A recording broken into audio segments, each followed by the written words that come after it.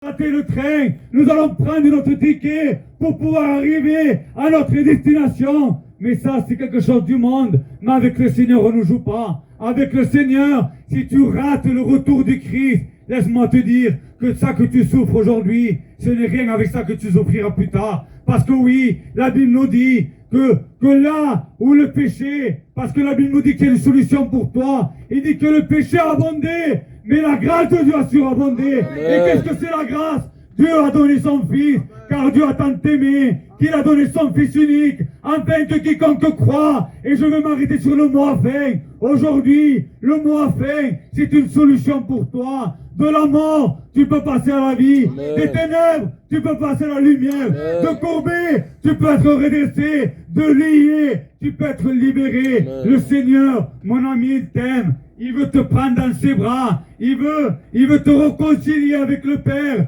Parce que comme il a dit tout à l'heure, il a dit que le diable, il est venu détruire l'humanité.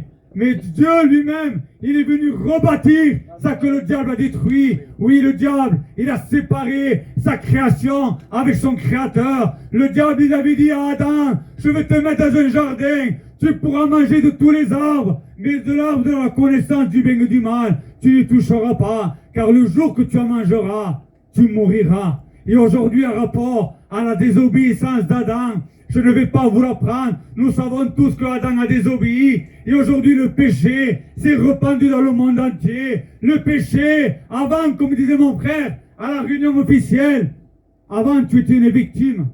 Pourquoi je dis que tu es une victime? Parce que la Bible dit, David, qu'il nous a enfantés. Lui-même, il dit, ma mère m'a enfanté dans le péché. Il était victime de cela. Mais aujourd'hui, tu n'es plus victime. Aujourd'hui, tu es venu coupable. Pourquoi coupable? Parce que le Seigneur, il dit, je mets devant toi deux chemins. Le chemin de la vie et le chemin de la mort. Le chemin de l'abondance et le chemin que peut-être aujourd'hui, tu te priveras de certaines choses. Mais aujourd'hui, laisse-moi te dire que le Seigneur est revenu rebâtir ça que le diable t'a ôté. Le diable, il a mis dans ton cœur de la peur. Le diable, il a mis dans ton cœur de l'angoisse. Le diable, il a mis dans ton cœur un manque d'amour, mais ça c'est les fruits du péché. Mais laisse-moi te dire que si tu te tournes vers le Christ, si tu te tournes vers Jésus, vers celui qui a tant aimé le monde, qu'il a donné son Fils, afin que quiconque croit, oui, parce qu'une réunion s'est faite dans le ciel, un jour il a pu dire comme ça, dans Ésaïe 6:8, qui enverrai-je, qui marchera pour nous, qui rachètera nos élus, qui rachètera ma créature? Et Jésus a pu dire comme ça, Père, envoie-moi, faire ta volonté. Et aujourd'hui, la volonté de Dieu, c'est que tous les jeunes qui y a ici, ils se repentent, ils reconnaissent qu'ils sont pécheurs et privés de la gloire de Dieu. Mais là où le péché a abondé, là où le péché t'a détruit, la grâce de Dieu veut te reconstruire. La grâce de Dieu veut te redonner cet amour que tu manques. Cette peur, il veut l'enlever. Il veut mettre de la joie.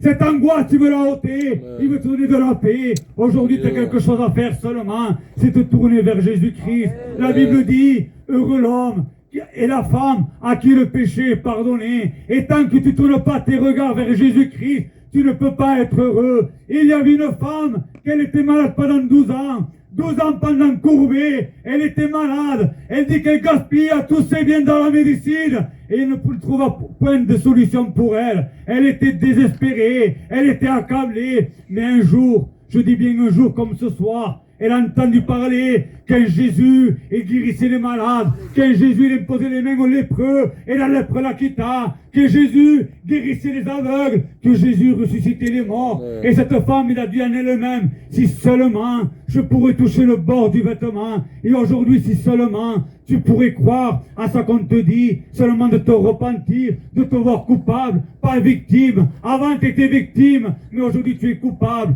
Aujourd'hui, tu es coupable parce que tu aimes ce que tu fais. Tu aimes ce que tu pratiques. Mais laisse-moi te dire, mon ami, ce que tu fais, c'est une vanité.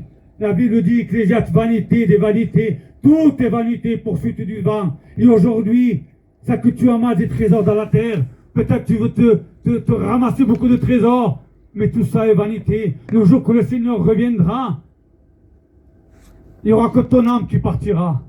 Tout ce que tu as ramassé sur terre restera ici. Tout, mais tout, vraiment tout, le camion, la caravane, l'argent, tout